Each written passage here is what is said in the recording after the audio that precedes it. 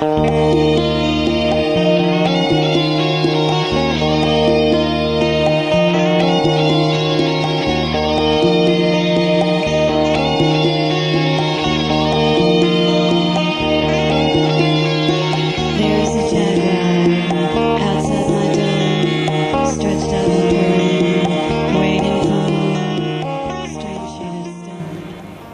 I'm Carrie Cassidy from Project Camelot. And I'm Bill Ryan, and this is Sunday the 26th of July 2009, have I got that right? And I personally want to say that I'm delighted to be here with Stephen Greer. Oh, good, nice to meet you. Of all the people who we get emails asking us to interview, you are number one on quite a long list. Oh, wow. And the reason for that is because a lot of people see Project Camelot as continuing to kick the ball that was kicked off by the Disclosure Project back in 1993. And you started something that we're doing our best to support you with in terms of bringing the truth to the world. Oh, good, so thank you. We want to thank you for that. Oh, you're welcome. Thank you. So we have some questions for you, but they might not be the most comfortable of questions. Oh, I can take any questions. Okay. And we've heard that you're not a wilting violet, as they call it, or whatever. So what we're wondering here, because we have different philosophies, I think, Right. and different approaches, and I think that's really interesting. I know that we started out maybe at the same place in terms of we're taking witness testimony, and certainly you did, and that tactic was very effective and has stimulated us to go down the road we went on. And we've been doing this for a little over 3 years now. And I just wondered if you have a philosophy that you feel like, or a trajectory that brought you from witness testimony to free energy, and if you could talk a little bit about that road. Well, obviously the Disclosure Project involves many elements. One is the disclosure of the fact that we're not alone. The other is that there are highly classified projects that have been run illegally for about over 50 years dealing with this. And number three, you cannot say that this has been kept secret and it's real without giving the raison d'etre. Why would something like this be kept secret? Now, in the early days, it could be argued that, well, there were religious issues, that the people would panic at the idea that there was life in outer space, or that there were theological objections. And in fact, these still exist. I had a senior Jet Propulsion Laboratory scientist say the reason that some of the information about the ancient structures on Mars has been withheld is that it would, quote, collapse the foundations of all orthodox religions in the world, to which I said, great. I mean, it's time people who think the world's 6,000 years old and we rode dinosaurs bareback need to get a life. Yeah. But okay, so that was one area. But the largest one, and this is when everything went deep black in October 1954, I mean, we know it to the day, was because they had actually figured out and mastered the electromagnetic-gravitic propulsion systems. So that was 55 years ago. Right. Because, 55 years ago, there was the ability to master those sort of technologies. And obviously, when the Rockefeller Commission that reorganized the Department of Defense and the CIA was put together by Eisenhower, what they did was reorganize it in a way so that these sort of issues were handled under work for other programs and aerospace contracting entities and high-tech entities, and really took it out of the oversight of the President and the Congress. And that's when it all went south, and has been that way ever since. Right. So, and the reason for that is because if you acknowledge that the UFOs are real, the very next thing that any bona fide scientist or policy analyst is going to ask is, well, how in the hell are they getting from one star system to another? And when that question is asked, it will be answered, because we have people on our team who can answer it in great detail. Yeah, they're not and then when that is answered, I'm trying to finish one thought here. Sure. When that is answered, you are going to then see the end of oil, gas, coal, nuclear power, all of it. That's a $500 trillion asset base that they're sitting on and protecting. 200 or 300 people and corporations in the world control half the wealth of the planet, the net worth of the planet. So the secrecy has to be understood within a larger macroeconomic geopolitical crisis where there's been accretion of enormous power in the hands of relatively few people. And that this has gotten worse, not better, since the Gilded Age of the Industrial Revolution's dawn. It's actually worse now than it was in the time of Cornelius Vanderbilt and the Rockefellers. It's worse now than it was. So that, I think, is, and so our focus, as we've learned more and more about the reasons for the secrecy and the kinds of technologies that are extant, is that we have concluded that it's very, very important to be able to bring out those energy systems, at least what I call the level 1 systems, the ones that you could put on a box over here, or something on the size of a coffee table, and I've seen these. Now, I've, of course, seeing them and being able to bring them out and having people release them is another matter. But I've seen them, and they extract energy from, some would call it the 0 point energy field, some would call it the quantum vacuum flux field, whatever you want to call it. But in the fabric of space-time around us, there's an enormous electromagnetic potential that can be touched into and brought out. And that is one of the practical implications of disclosure. I mean, there are many implications. So one is informational, one is diplomatic contact, and one is the issue about science and technology, which could transform the planet, get us off of oil, stop global warming, end the crisis of the have and the have-nots and the poverty in the world. So that, I think, resonates with many people. There are a certain number of people who are interested in extraterrestrial life. There's a much larger number of people who are concerned about the environment, the energy crisis, the poverty in the world, etc. So what you're saying is what you're saying, that what you were propelled towards is the latter? I mean, is that really, because I know your emphasis is now really free energy. No, it isn't. No, or it seems to be. Maybe I misunderstand. You need to not state my priorities, and let me be very clear on this. We have 3 programs going on with equal bore simultaneously. Oh, really? Okay.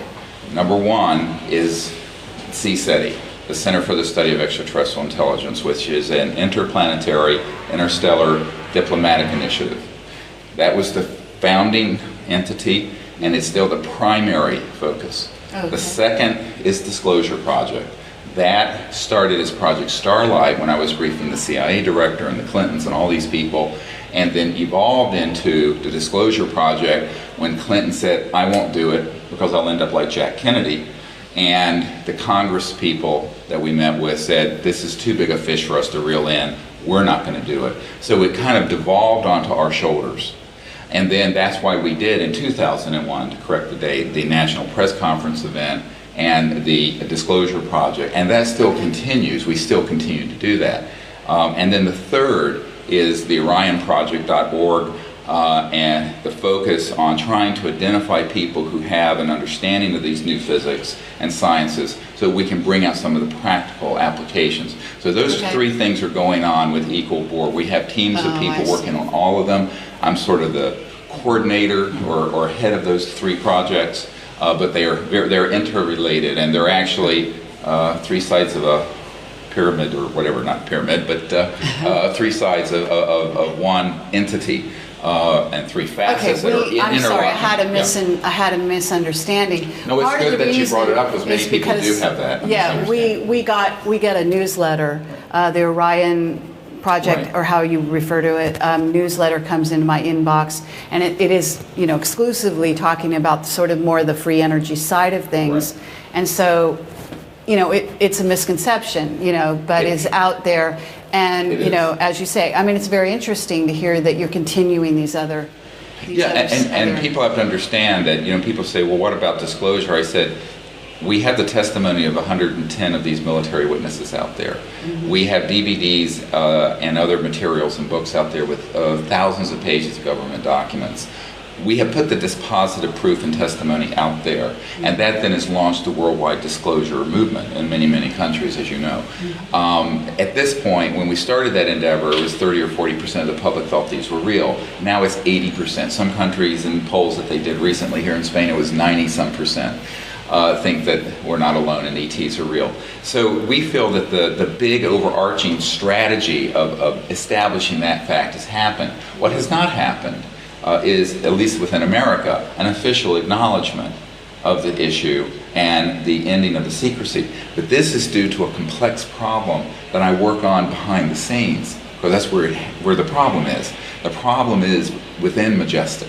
And the problem is within conventional political leaders and the military-industrial complex.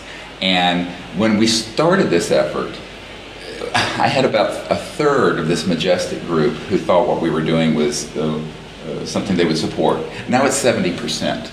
Now the other 30% would probably like to see me dead.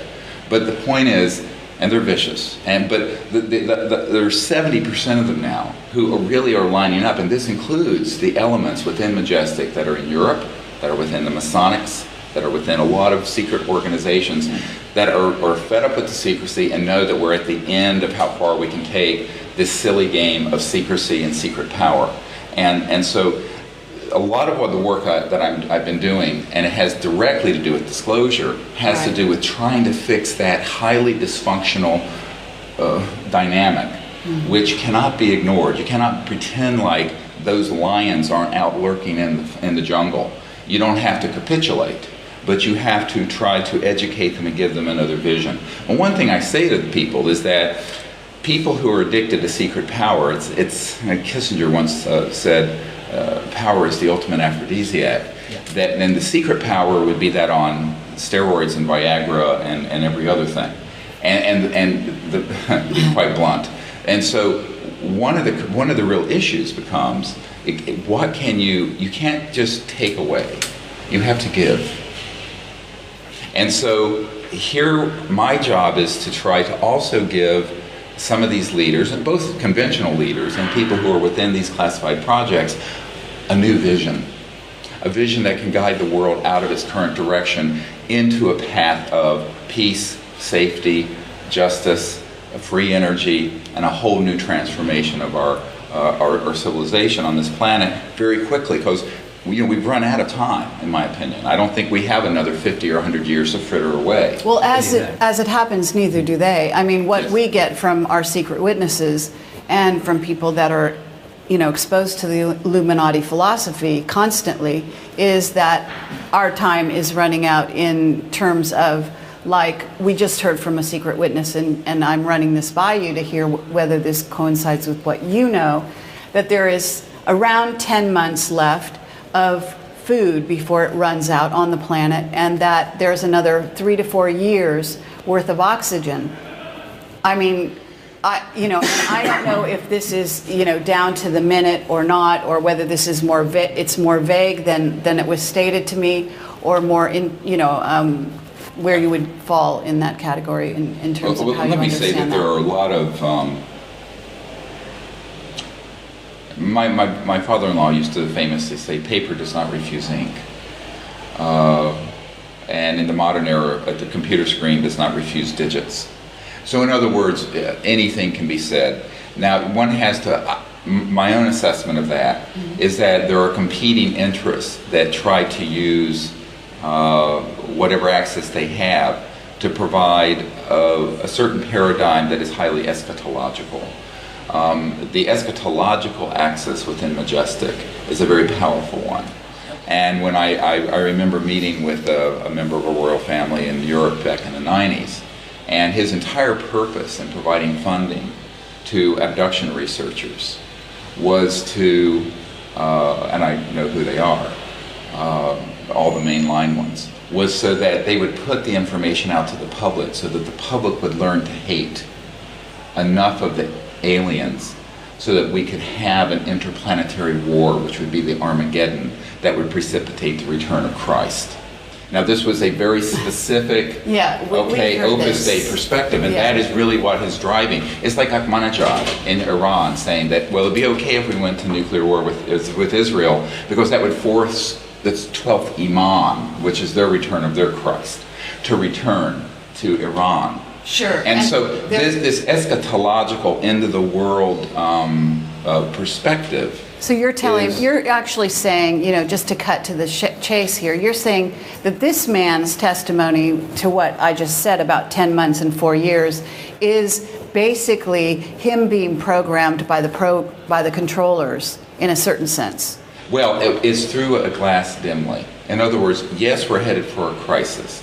Yes, we're headed towards a hiatus, can I call it that, in the situation. But what they don't understand is that it is the end of one era and the opening of another. It isn't the end of life on Earth. It is not going to be the end of the human race on this planet. Well, These we are all. certainly agree with that. This is and so the conflation of certain misinterpreted spiritual traditions, whether it's from the Book of Revelations or elsewhere, or the Mayan calendar in 2012, has created this sort of eschatological juggernaut, Sure. which is very Scientological. It's very majestic, and it has a lot of underpinnings within the philosophy of why the secrecy has continued on like it is. This is one major axis of why the secrecy has continued. The other one is the technological and money and control and macroeconomic control of the planet. Yeah. My point to people is that, for example, now I've been doing this for 19 years, and I've had, you know, if you brief the CIA director, you've had some good access, and that was Sure. 16 years ago. And my family put the first man on the moon. So I have had access to people within classified projects for a lot of my life. And for example, and I know that we're going to probably disagree on this because I saw what you wrote on your blog after my talk last night. There are people who have been exposed to what they wanted them to see. This Bob Lazar was one that they then allow to speak out. Now the question is, what's the agenda behind that allowing?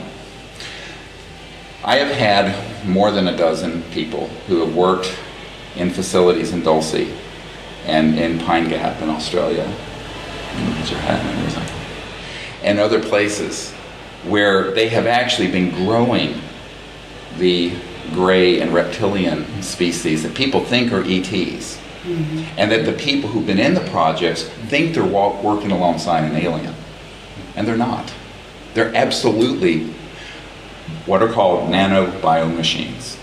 And they are programmed life forms. And there is no question that that is going on. And so the larger question becomes, if someone comes up to you with just an empirical observation, what is it they're seeing?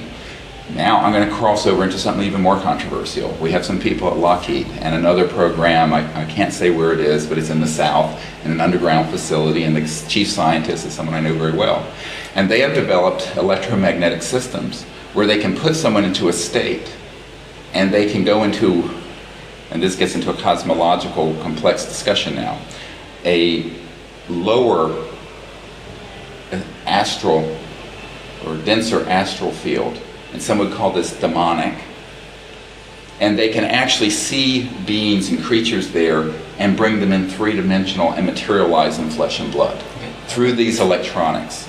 So a lot of these things that people are seeing have nothing to do with interstellar and extraterrestrial. So when I talk about the interstellar civilizations that also have trans-dimensional capability. You can't go through interstellar space at the speed of light or less. Right. But there's a cosmological indigestion happening within ufology and disclosure that I find disturbing, because people are conflating interdimensional with extraterrestrial with PLFs that are programmed life forms, man-made, and all of this is being put together as if it is one thing, and it isn't. It's unfortunately much more complex than this, and this is exactly why. I agree with that as well. It's very complex. This is why when Martin Cannon, back in the late 80s, put together a 2,000 footnoted paper and collection proving the military human involvement with abductions, and that the creatures they were using were not ET. There wasn't some alliance between Majestic and these ETs. The ETs wouldn't bother with them. Now I say they're aliens, but they're not extraterrestrials. Okay, and now we're getting into, and people say I'm being cheeky. I'm not, because these are very bizarre creatures, and some of them even, now I'm going to take it one step further. You've all heard of Roswell. And you've all heard of that there have been a number of electromagnetic weapon systems that have targeted and knocked down interstellar vehicles, not at a great kill rate in the early days. I hate to use the word kill rate, it's terrible, but it's become more and more efficient since SDI and since the 90s, frankly, and particularly in the last 5 or 10 years. What happen, however, in the early days. They had enough crude stuff. Of course, we had things like the Philadelphia experiment, which did not happen in Philadelphia. It happened in Rhode Island. That was the cover story. That's another whole discussion. But that was in the 40s. And so there were very advanced electronics that were already being used. And by the time the extraterrestrials showed up and we were detonating nuclear weapons, we were able, at Roswell, at our only nuclear bomb squadron, to have one of these weapons in a radar dome or configuration that caused the two of those to crash. Right. There were bodies on that. Some of them were living. And I have a witness who actually handled one of the living ones as late as 1950, 51, here in Virginia, not far from where I live, at Camp Perry, Pearry, very top secret facility. Now, what's interesting is that genetic material from some of those bodies have subsequently been cloned from a number of different species. Now, you know, I have a daughter with a PhD in neuroscience and genetics from the most prestigious university in the world. And what I've done is I've looked at this sort of what the current state of the art of science is in the non-classified world, is that if they wish to, they could take cells from a human and clone them. Absolutely. Sure. Yeah. Now, We imagine what understand has that. existed within the classified world, because these are the people who were these were the humans who were the spiritual descendants of Mengele and the Nazis, and Werner von Braun, and that whole You're talking set. about the scientists. The scientists who were brought into these classified projects and who were at the foundation of the CIA and the early space program. And so the highly compartmented programs that deal with this issue have, and this is the thing, everyone talks about the anti-gravity and this and that. What they forget are the enormous advances that have happened between the early 40s and now in genetics and bioengineering and neuroscience. Well, and those have gone into application where they now have created these creatures that people think, oh, that's an extraterrestrial. I say it is not an extraterrestrial. So the whole thing is deliberately become confused so that people will make an assessment that there are the good aliens and the bad aliens. And if we step into that cowboys and Indian mindset, they can then divide the human race into another war footing that will fulfill the majestic plan that was hatched in the 50s, that will take us, as Douglas MacArthur said in his last address to the Congress, to interplanetary war, and which is the World War III they want. So most of retail ufology, I would say 90+% of it, has embedded within it this message and this information and these images for the purpose of majestic. Now, I think people do it completely innocently. Because I want to ask a direct question here, because this is personal, and I haven't said this on camera before, so here we go. I'm an abductee, and I'm a mountaineer, and I was abducted out of my tent in December 1981 in the Himalayas on the slopes of Makalu, which is in Nepal, on the border of Tibet. And that wasn't done by the military. This was done in December, in winter in the Himalayas, and I was taken out of my tent, floated over the glacier in the middle of the night, and it was minus 40 degrees. This wasn't the military who were doing that. They couldn't do that. Well, I'm not saying all contact has been military. I'm being very specific. I'm saying that there's enough. Let's look. If you have a nugget of gold and you dump a whole bunch of fool's gold on it, then no one's doing an assay. And the question becomes, what part of it is extraterrestrial? What part of it is interdimensional? Exactly. What part of it is man-made? And what part of it is some mixed up where people, and here I'll make it a little more complicated. There are people who've had ET contact, and when these classified projects find out about it, they will then target them for an abduction so that their paradigm and their perception of this will become confused. Okay, but I think what happens here is that we are aware of this level that you're talking about. We're aware of all these different dimensions because we basically not dimensions, but dimensions of this argument because we have been exposed to these levels by different secret witnesses, okay? And I think if we have a disagreement, what it is I don't know if it's completely, it's not an either or question. It's a how much. It's a percentage, as you say. It's going to be is there sometime abductions that are ET related, that are real ET related, okay, and handled by a certain group of ETs? Is there a MyLab element to it, and is that maybe the largest portion? Highly probable, okay, but is it exclusively that there are only good ETs? I think that when you extrapolate that, that's where I have a problem, because Well, I think the problem that is that's with the philosophically caricature of a problem, the a limited way of looking at reality. No, I think the problem is a Manichaean view that has to divide entire species into good and bad. This is precisely what Hitler did when he would say, the Jews are bad and they're dirty and they're this. I think we have to be extremely careful. Well, I don't think it's necessary to do that quite so much as it is in terms of the overall. I mean, we're talking universes. Okay, we're talking multiple species out there that go, beyond this solar system, certainly, and we're talking about life in general. But the point is, I don't think that we can sit here and make a statement like what I heard you say on stage yesterday, which was there are no bad ETs. No, I think you can say that there is no evidence that the planet has been invaded by hostile, is the word I used, civilizations so far that have an intent. That you have not, in other words, you can't prove a negative. This is axiomatic. Well, what I can say, we have a problem. You can't prove a negative. In other words, that's the point. But that is the point. You can't prove a negative, but what you can do is go with the evidence that you do have.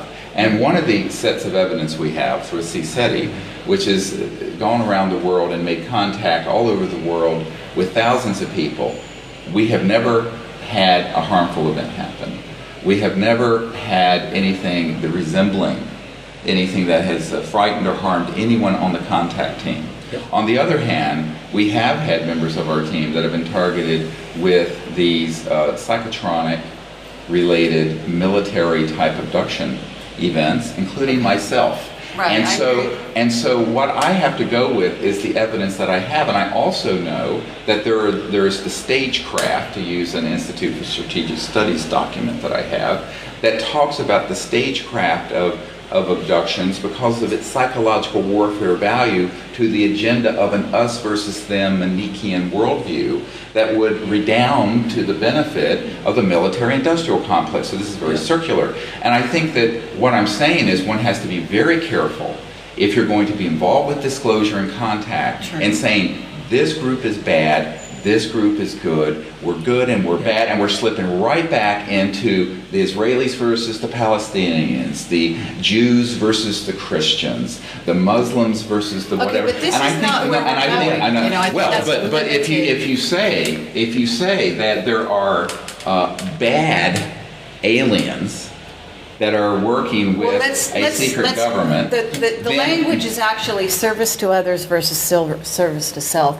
and that in itself is also a matter of degree. But you so can't it's not make that really judgment. good. See, here's the problem. Well, none of us can. That's the whole point. Well, that's my whole point. And I think before one starts going down the path of the sky is falling, and we start unleashing this Manichaean worldview of here are the ones that are service to others and here's the ones that are selfish, I would say that there's some enlightened self-interest everywhere. And let's back this up just a little further. Let's say that these civilizations... Especially by the invaders. By the who? If there's an invasion race, then enlightened self-interest is going to be the predominant model by which they're going to operate, right? And you're entitled to that. I'm positing. All I'm doing here, until it actually happens in black and white. Who has been invaded? And there is evidence. In other words, you can get evidence on both sides of the question. Well, but to characterize it as an invasion, what if there is an interstellar group that have different ones of them have different functions? For example, I'm going to take this a little further. There's one group that has a very specific function. You might call this the Noah's Ark function.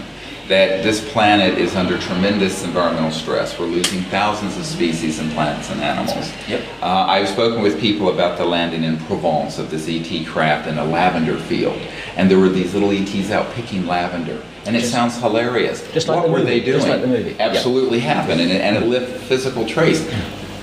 Could there be a human genome project that's trying to protect the human genome and a genome project for Gaia, the Earth? Could there be? There could be all kinds of things going on that are beyond our ability to say, that's happening by people who are selfish and invaders, and that's happening by people who are the good ones. Yes. And I think that sort of dichotomy and dualism that I read on your blog is the exact script that Majestic would want people to buy into to support interplanetary war. And I think that there is another... I think a paranoia over interplanetary war per se, and that scenario, is laudable. Okay, in a certain way, we understand that you're coming from a heartfelt perspective when you talk about let's not get caught up in polarities. Okay.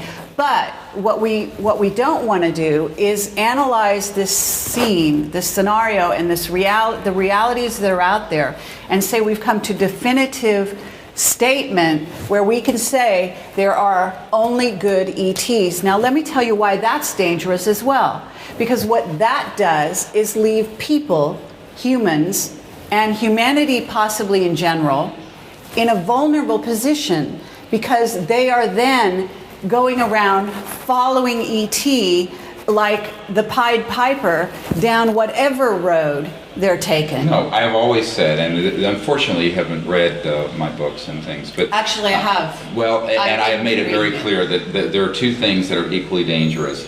The deification of these visitors or the demonization of them. Each are equally dangerous, and I've said this since the early 90s. And then we're in agreement, but what you said on stage was not that.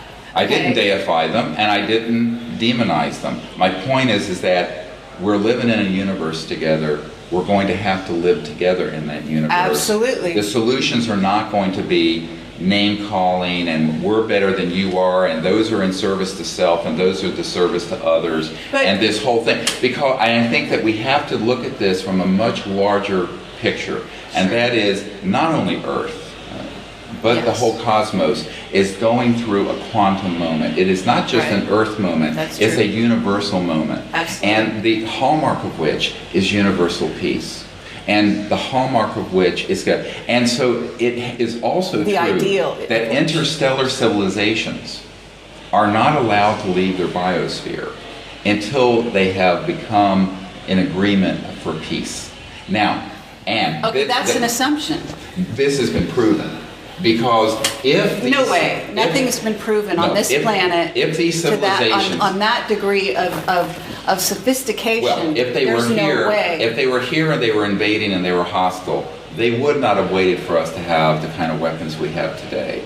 They would have absolutely shut this civilization down. On the contrary, I mean, there's actually we have to actually get into a whole sociopolitical look at what it is to be an ET spacefaring culture in search of planetoids or planets and building new environments, and then what you do with them. In a sense, you can actually take the Earth as a microcosm, and you can look at how did it go when we took over different continents here. Yeah, and what was the model, problem. And then we get to space, and we also have to... This is a huge problem. You're engaging in an anthropocentric projection onto interstellar civilizations. As above, so below. Well, in other words, in your belief. But I think that you're completely incorrect. All I'm saying is we're part of the universe, and that you can't eliminate, and there's no definitive decision on this part. You're making absolute statements. Do you think our classified projects have traveled interstellar yet? Absolutely. Yes. Yeah, they have not. Okay. Now, we've got evidence that they have. Well, I'd love to see you prove it, because but we don't have evidence, but in May 2001, you said that we have superluminal capability. Yes. What are we doing? Going to Pluto with superluminal capability? It takes 5 seconds. No, because they're not allowed to use it. Now, here's something that there is a quarantine on this planet until we become peaceful. And this is why, if you listen, There's a philosophy if that you there's look a at- quarantine. No, there is. And if you look at even what Neil But Armstrong why? said, Because an ET after- told you? I mean, really, let's get down to it. Well, let's get back to it. We're Well, okay, all let's in talk about what communication Neil with different Armstrong races. was heard saying is in Timothy Good's book Above Top Secret. You can read it. Yep. And I'm sure you have. A You've mind-controlled read astronaut is what you're talking about. You're going to give me testimony from a mind-controlled astronaut. it. No, Let's but hear where this goes. I'm he interested. said that when we were basically warned off the moon, and that's why we didn't continue And I to go. believe these And- warnings exist. and- There has and- been evidence that we're warned off Mars because certain craft have never made it there, have been shot down, have been disappeared, have had technical problems that haven't Well, been and explained by one NASA. can put a xenophobic spin on that, or one can say perhaps there's a wiser cosmic order that says that until a civilization reaches a certain amount of civility for the civilization and peace, they are not allowed to travel amongst the stars. That the entry ticket is peace. And I think that is the situation. Okay, I understand that's your philosophy. No, it's not my philosophy. It's what the evidence. This is not how I started out. This is what I have found to be true from many different witness testimonies and the observation overall and aggregate. But our witness of the- testimony would contradict that. Well, fine. I'd So like what to do you speak do to with them. that? Yeah, absolutely. Yeah, yeah. And maybe we'll have to compare notes because, Yeah. really, to be honest with you, Yeah. this is valuable. Because what happens is, for Right. better or worse, we're both out there. We're both investigating these questions, and they are open questions that actually They are, but I think it's the rather unhelpful information if you go hasn't onto a been- blog and say that what I'm saying and doing is It- sinister.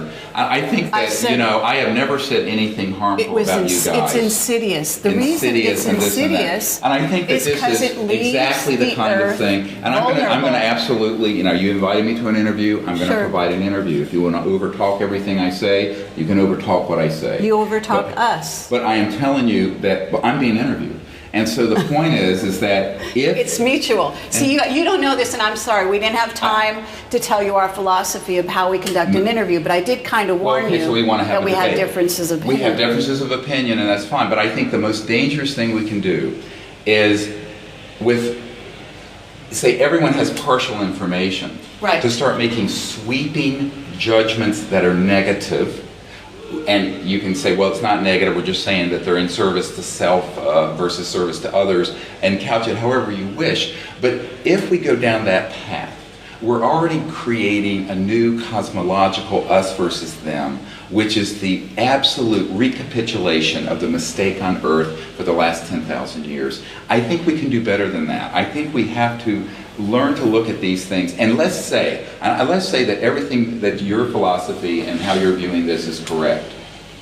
If it's 100% correct, I would still say the path of wisdom is education, Absolutely. elucidation, engagement peacefully, Absolutely. higher states of consciousness, Yep. all of this. Yep. I don't think it consists in characterizations, name-calling, what have you. Now, that goes on the diplomatic front and between nations on the earth. And I think we have to be very careful not to engage in that sort of anthropocentric projection of the current state of duality of the human condition on these visitors. I think it may be much more difficult to make those kinds of assessments. But if we go down that path, what we'll be doing is that we'll be dragging the baggage of the old era into this pivotal time, this embryonic time, where we're trying to transition to a new civilization, the hallmark of which will be universal peace. I don't think we're going to be going into a period of time of competing planetary systems having wars.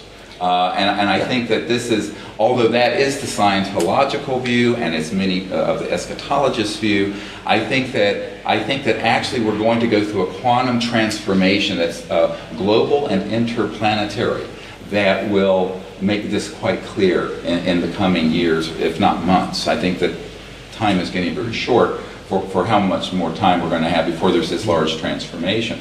And I think the other thing is to say, I would say to people, if there is a civilization that is here for their own purely selfish interests and have not a shred of altruism or concern for humanity or Earth, those are the beings I would want to meet with first. And I have said this for years. Because you need a diplomatic initiative to North Korea and Iran and China more than you do to Great Britain, if you're an American, let's say. Absolutely. And so this but is you can't be in denial of the potentiality. There's no denial here. I'm not some sort of Pollyanna fool.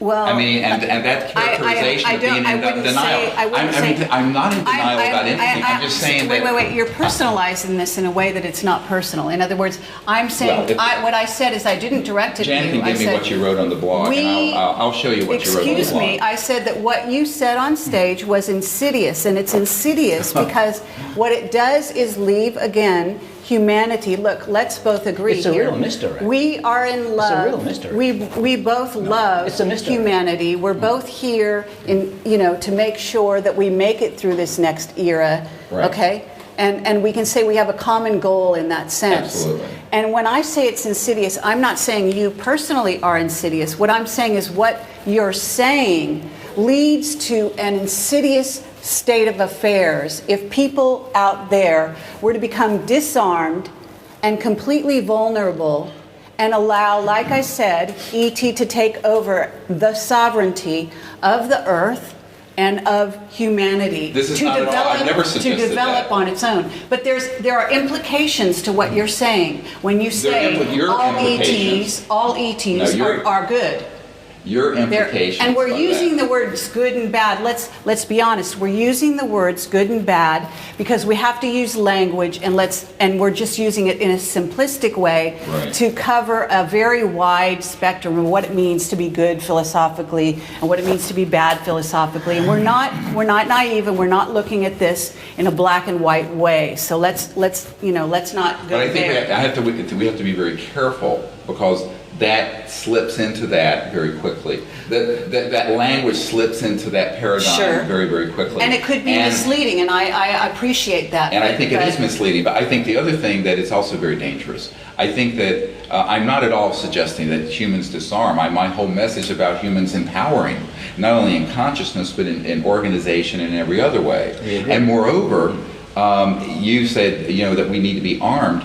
Well, yeah, armed with what? And I think that. Well, that's another discussion. Let's talk. We can talk knowledge, but that's we're gonna. I mean, knowledge, absolutely. And this is the chief purpose of CSETI. Knowledge is to question constantly, and so what we're not positing is answers here, so much as let's keep exploring. And at no point do we decide that all, quote unquote, all ETs are good. Because suddenly we have a paradigm that says you cannot leave the planet beyond a certain point unless you believe in, quote, peace, and unless you have attained a certain level of civilization that means that you are therefore good, all good, because and therefore better than humanity. There's sort of an implication under there. And your alternative would be what? Conflict with the ones who aren't? No, that's polarizing. It's a model of the universe. So what's your answer then? Multi-dimensions. Okay. What's your answer to these ones that are in service to self? It's complex. It's more complex. The ones that you see. No. There are no limits.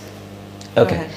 My response to this is to agree with you that it's a very complex situation, and there may be alien agendas which we are not able to understand, just like the farmer can't understand what the farmer is doing or what the veterinary surgeon is doing. If you approach a wild animal because you want to give him some food, the wild animal is going to run away because he doesn't trust the human. There are all sorts of aspects to this that we may be very presumptuous in our ability to understand, but my point is that it's dangerous, and I'm not even saying it's a deliberate misdirect, but I do believe it was, personally, I believe it was a misdirect to lead people to believe, with the authority position that you have in the UFO community, that if anybody feels that that anything other than all ETs are friendly, then they're somehow working on the side of the Illuminati. That's a polarization that is not true, and we don't agree with that at all.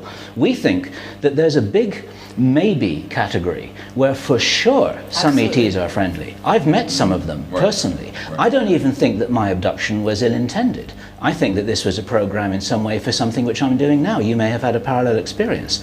But I don't know what's happening. I'm willing to roll with that wave because I don't think they intended any harm to me, but they sure as hell weren't military. That wasn't a MyLab operation. No, but my point is, here's what I said. But we don't know My point these is that there's no evidence that these visitors are hostile. Give me 20 seconds, yeah. But we don't know. Hang on. We don't know. But neither do you. And you shouldn't say that you know when you don't. That's my point.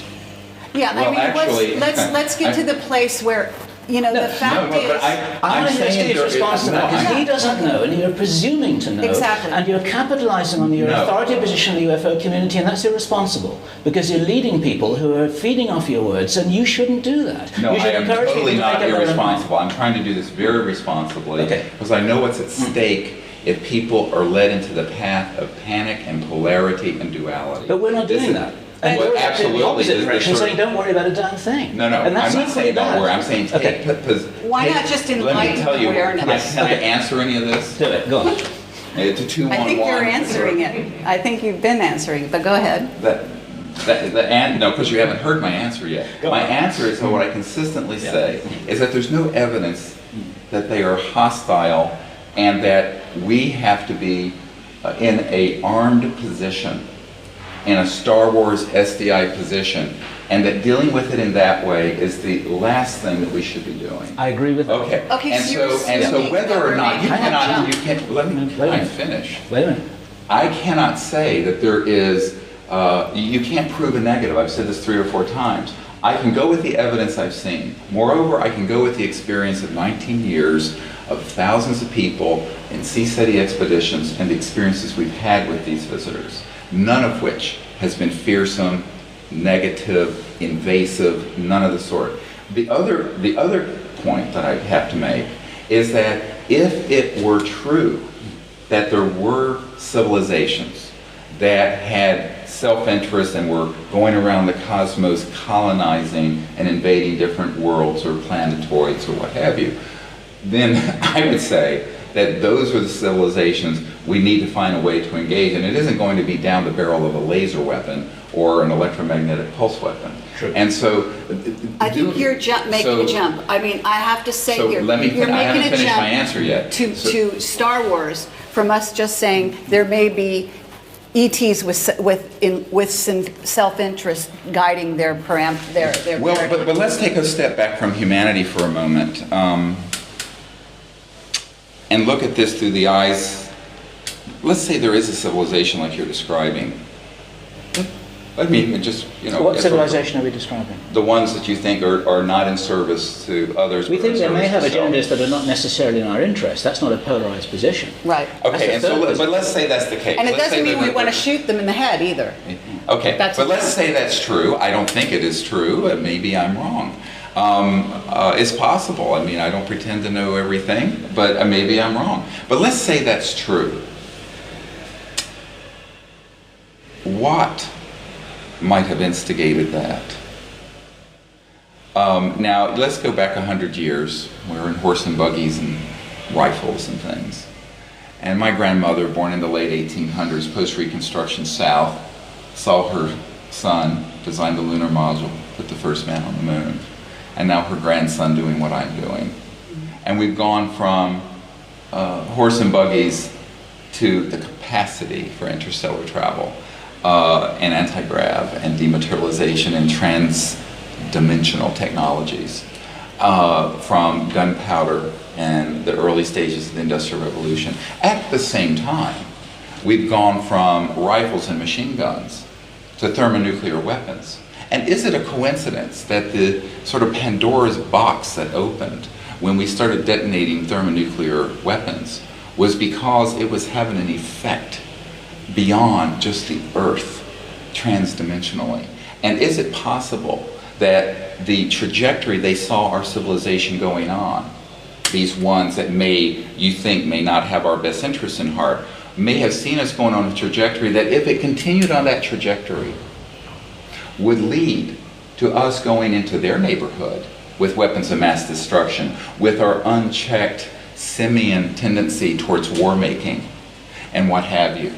And so I'm trying to say, let's look at this for just a moment through another perspective that's non-human, if we can. It's very difficult because we are human. Look, I met with Robert Salas. He watched the craft fly over, okay, in Montana, the missile silos, and turn them off. I've talked with him in his house about these experiences, as you have in your disclosure project, and we're totally on the same page on that. There's no doubt whatsoever that they came and they are absolutely adamant that Right. this technology not go, first of all, not happen on the Earth, but there second was of all, destroy the planet. not go beyond, and that it's actually interdimensional in its Correct. destructive Yes, I'm very aware of abilities. this. Yep. And so, So what kind of I hornet's think we're nest in did we agreement pick? on that. In other words, and therefore, what kind of provisions and things are going on as a consequence of that? And so I always say, everyone starts getting into, this alien agenda and that alien agenda, and I would say, what would be more constructive is that the human agenda be fixed. Yeah. That we learn to live on this planet and No disagreement there. fix our own home, create a peaceful civilization, rather than worrying about other motives from other civilizations. And here's what I predict. I predict that if we were to do that, and learn to live together without clubbing each other over the head and killing each other on this planet, and is so below, so above, that we would see a change perhaps in the cosmic order for that reason. So rather than engaging in debates and speculation about the agenda of perhaps harmful aliens and this and that, I would say, why don't we create a civilization of abundance and of peace and of enlightenment here, and go into space with that intent and see what the response to the cosmos will be then. Well, it may be the response that we're getting now is a directly proportional response, karmically and otherwise, to what we have been doing to each other. We are attracting in the last 100 years, mirror. we have killed 160 million of our own fellow humans. And I think that if you reflect on that, and I was seeing an interview with Robert McNamara towards the end of his life where he was reflecting on the terrible mistakes he made in Vietnam and the other wars of the 20th century. And what I think is that there needs to be a sort of, let's look at ourselves.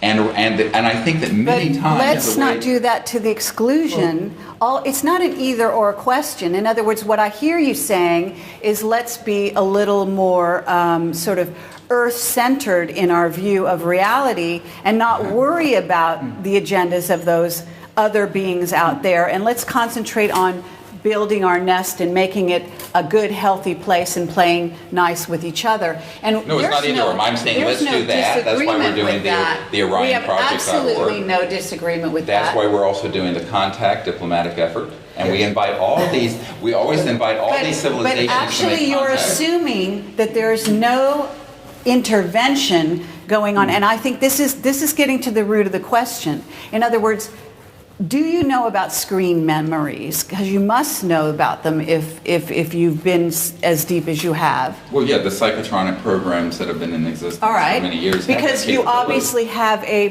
positive view of all your interactions.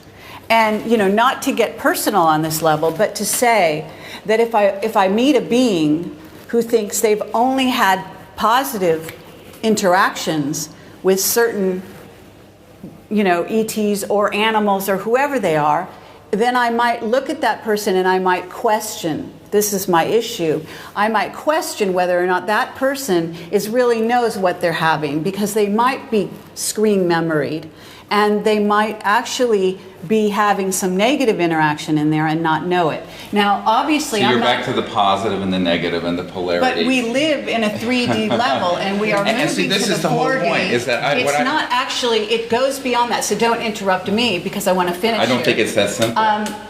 Absolutely, and we agree on that. It is very complex. Right. We are multidimensional beings. We live on lots of different levels. We are spiritual beings first, and humans second, okay? We actually are just inhabiting these human bodies at the moment, in my view, okay? Short-term at least. And I have had a number of samadhi experiences myself, so I totally know where you're coming from with that, and I appreciate that. But that doesn't change the fact that it is extremely complex, this picture of what's going on here. None of us have all the answers. And to make definitive statements that we feel you are making out there, okay, and to actually limit, to put blinders on to such an effect to say, There is nothing to be worried about at all, humans out there. Just worry about your own little playground. And meanwhile, out there are, because I got to tell you, if you're aware of psychic and you have psychic perception, you know there are entities that do not have bodies that are negatively oriented. Now, negative, again, becomes a judgment. And how do you want to call negative? Those aren't extraterrestrial. I could say... Now you're confusing the whole cosmological... I'm not confused. On the contrary, Okay. I'm using an example. And I've never denied that there were those kind of entities. Okay, fine, but I'm saying if you But want... those aren't extraterrestrial.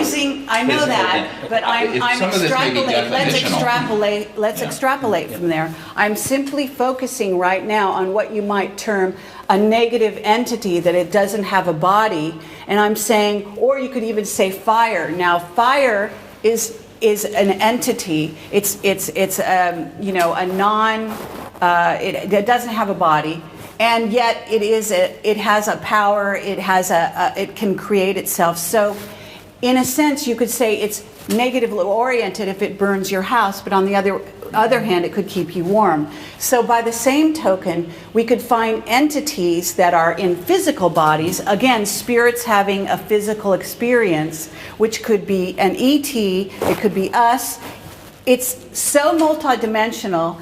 Don't you see what I'm saying? In other words, if they are spirits as we are spirits, Sure. then they can be moved by the positive polarity as they could be pulled by the negative polarity, and it could look from the dimension of being in this 3D world that we're inhabiting called Earth, in this human body, in this experience, and how they impact us could in fact be ultimately negative to our growth cycle.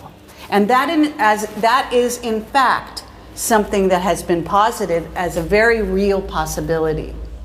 Well, anything is possible. I mean, obviously, I just don't see the evidence for that. I do see the evidence for humans killing each other. I do see weapons in space where we have targeted these visitors. I appreciate that. And all of that. So, I mean, we can talk in circles all day on this. Sure. My position is that there has not been an action against the Earth and humanity from an extraterrestrial, interstellar, physical civilization to here that I think would cause us to want to have a sort of armed conflict response. Now, are there experiences people have had that they interpret as negative? Absolutely. And I'm going to tell you something, and people don't like to hear this, but in a major trauma case, if a child comes in and there's no time for anesthesia, and I have to put a chest tube in the chest wall of that child, I must look like the most horrible monster and devil that ever lived. My motive is to save that child. My motive is to help that child. But to anyone seeing it who would just walk in from another planet or off the street, they go, what is that monstrous doctor? What are they doing? What's he doing to that And life? what my motive is that I've got 5 minutes or less to save that child's life. And so all I'm saying is that the sort of It's a matter of anthropocentric perspective, and it is a matter of perspective. I think that's why I prefer to be cautiously optimistic, put out a positive view on how we should be interacting with this thing. It is not irresponsible. I am not insidious. And I think that these sort of characterizations are highly offensive, as I have never attacked you folks publicly. I found I was attacked on your blog today. It was unfortunate. But my perspective, I want to be very clear. No, your philosophy was attacked. You were not attacked. Yeah, well, whatever. Actually, you were complimented. But I just have to say that is why we're wanting to be cautious, because it is so easy for humans. I mean, look what happened after 9/11.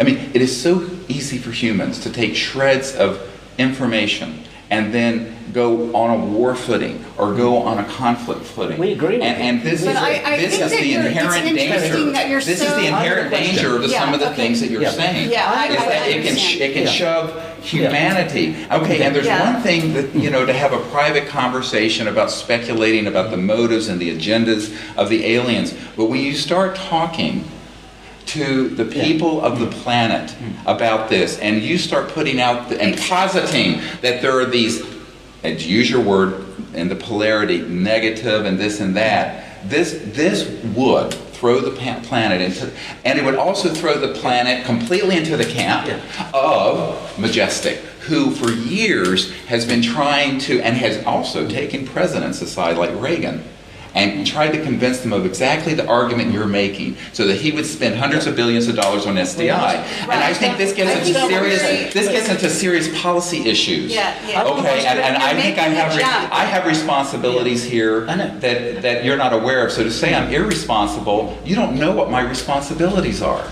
And therefore, no, you do not. And so what I'm saying here is that I want to ask a question, which is very. I want to take this back now. Just wait a second. Let's cool down, and I want to just make an analogy. Now, an analogy that I sometimes use, and it usually results in nods of agreement, is that we're like fishermen on a South Sea island in the middle of the Pacific Ocean, having believed for generations that we're the only people in the whole world, and we're sitting around a campfire cooking our fish. And we're trying to figure out that big metal ship on the horizon. What do they want with us? That metal bird that keeps on circling around our island. What are they doing? And is it real? And did you see it? And all this kind of stuff. And we're trying to figure out the intentions, assuming that we believe in their existence, of these other beings that we're suddenly starting to realize might exist in our universe on this little tropical island. Now, the problem is that if we really do look at this as a human situation, which is quite real, really, what experience do we have as South Sea Island fishermen to figure out maybe they want to cut our trees down, maybe they want to save us because the sea level is rising and they want to take us to another island, maybe they want our minerals, or maybe they want to convert us to Christianity, maybe they want to eat us, kill us, or maybe they want to make friends. And how do we know? And the danger is, and this is a question now, the danger is that I'm here around this campfire with you guys, and I hear you saying those other men in those big ships and those metal birds must be friendly. And I'm saying, wait a minute, we need to be a little bit careful here, because actually, you know, even though we do get into fights on this little island every now and then, how do we know we can trust them? Maybe we can, maybe we can't. What's your experience? That's an attempt to characterize by analogy how complex this is. That's why I said that it was irresponsible, as I would do if I was around that campfire, as an elder of this community, saying, they've got to be friendly, we've got to trust them, we've got to trust them, we've got to trust them. This is what the Spanish said to the conquistadores. Yes, but your metaphor is, again, an anthropocentric projection onto something that I think is non-applicable. And I think that in addition to that, I keep coming back to this, not only my personal experience, but the experience of hundreds of people, thousands of people that we have had involved with our diplomatic contact programs, have not had any of these sort of experiences that would lend us to believe that there are civilizations that are hostile to the earth and to humanity. On the other hand, I have had many sources describe to me the program life forms, the military involvement with hoaxing abductions, a false flag operation to create an alien threat that we can unite against. So I have to go on the knowledge and the experience I have, and it isn't just observing something at afar, because we've actually had contact, and we've actually have more information than something just floating up above the island. So the analogy breaks down very quickly, and even if there was this potential for one or more of these planetary civilizations to be of concern to us, my answer would still be the same. There needs to be engagement. There needs to be a diplomatic détente. There needs to be a rapprochement. There needs to be an enlightened approach to this, where we really move out of a sort of duality that leads to conflict on Earth. I think that regardless of what your assessment of the agenda, the path of wisdom and safety is that. Because okay, we don't disagree with that, yeah. okay? I agree fully. Let's talk about and it where needs to be we in the agree. public domain. Yeah, okay, right. So you know, I mean, we certainly agree on the end objective, okay? The end objective from our point of view, okay? We are not part of the military-industrial complex, okay? We're doing what we do because we believe in truth, because we're dedicating our lives, and indeed our lives literally have been in danger because of what we believe, and we do it on a daily basis, and you of all people should understand this. So we're not taking this lightly, and our end result is not to be what they may desire as their ultimate end game. In other words, we're not here to support their end game, and we're not naive about what we're doing either. So neither of those things is true. Okay, we are not trying to promote a sort of a fear-based paradigm such that people get into a place where the only thing they can think of is to shoot ET in the head, to be graphic, or to, allow for space-based weaponry. I mean, we, basically agree with your philosophy in that way wholeheartedly. And in fact, I would say we are dedicating our lives to that. However, on the other hand, we are also not going to sit here and pretend that we know all the answers. And we're also not going to assume that all contact is positive. And on the contrary to what you're free to assume whatever you obviously we are. Yeah. But in terms of this discussion, and for the reason that you're sort of saying our blog thing, our posting was you found offensive because we're saying what you're saying on stage, and again, you're on stage actually more often than we are, far more often, and I have to say, therefore your responsibility is great. And perhaps your approach is a bit simplistic in that you are assuming that if you talk about the potential, that there are other things going on or potential for other ways of looking at the question, that the jump that the whole audience out there is going to make immediately is to fear and panic, and that they're going to jump on this bandwagon of the military-industrial complex and all go out and grab their guns and knives and want to go shoot ET and fight with each other and other worlds and so on. That's not. The problem is that in other words, you're going. I'm acutely aware that my position is the minority position. Okay.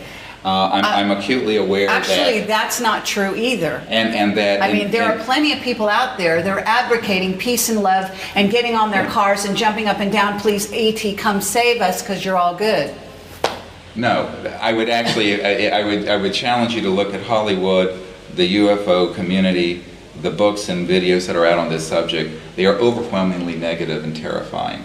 And I think that this is one of the problems, is that I think that one of the problems is that we have to look at this with a long view. And the long view, as I see it, and this is all I can do is go by my own moral compass and what I think is right. I don't think I'm irresponsible, I don't think I'm simplistic and all these sort of characterizations. I think that I have a responsibility to help articulate a path forward that is wise and that does not redound to further fear and panic and negativity on this planet, but that moves us forward in a positive way and that can lead to what I am certain will be the future for this planet. And that's one of not only world peace, but universal peace, and a wholly, completely new transformative civilization on this planet that isn't thousands of years off or even decades off now. I think it's very, very near. And so I think that that's what I wish to articulate. And there's no simplicity to it. It's actually a rather complex concept. And it's also a way of engaging spiritually. I want to share a dream I had. I don't share this very often, but back when my friend Sherry and I and another member of my team all got metastatic cancer at the same month, and we were all going to die. She died. But she was still alive. And Bill Colby had died, been killed, trying to help us just before this. And it was a terrible time, actually, for me. And I had a dream. And of course, I'm human. I was angry. I was mad as hell at what was happening to us. And I had a dream. I think I was in England doing some crop circle work. And in the dream, there were these giant lions that were stalking me. And they were going to try to kill me. And it's funny because Dr. Tom Bearden talks about the lions of this cabal, and I'd never heard him use that term at the time I had the dream, but here were these huge lions, and they were stalking me and they were going to kill me, and it was this lucid, full-color dream. And I didn't run, I didn't get angry, I didn't have hate in my heart. I opened my heart and went to a place of universal love and consciousness, and I engaged each lion in their eyes. And we were doing this, following each other around. And eventually, they became so engaged with that energy that even though they had huge claws and fangs, they actually flipped over on their back. And I was petting them like this, like they were big pussycats. And we, had become completely diffused that situation. I use that as an analogy of a sort of an aikido, spiritually, of the engagement I'm endeavoring in, both with the public, with Majestic, with the visitors, and that's what I'm doing. I understand. And that's it in summary. And I think that's a great. I think that's a great description of of your approach and what's motivating you. And thank you very much for that. Thank you for sharing Thank that, you. Stephen. Thank Stephen you. Greer. Thank you very much. I appreciate it. Thank you. Take Appreciate care. it. Thank you.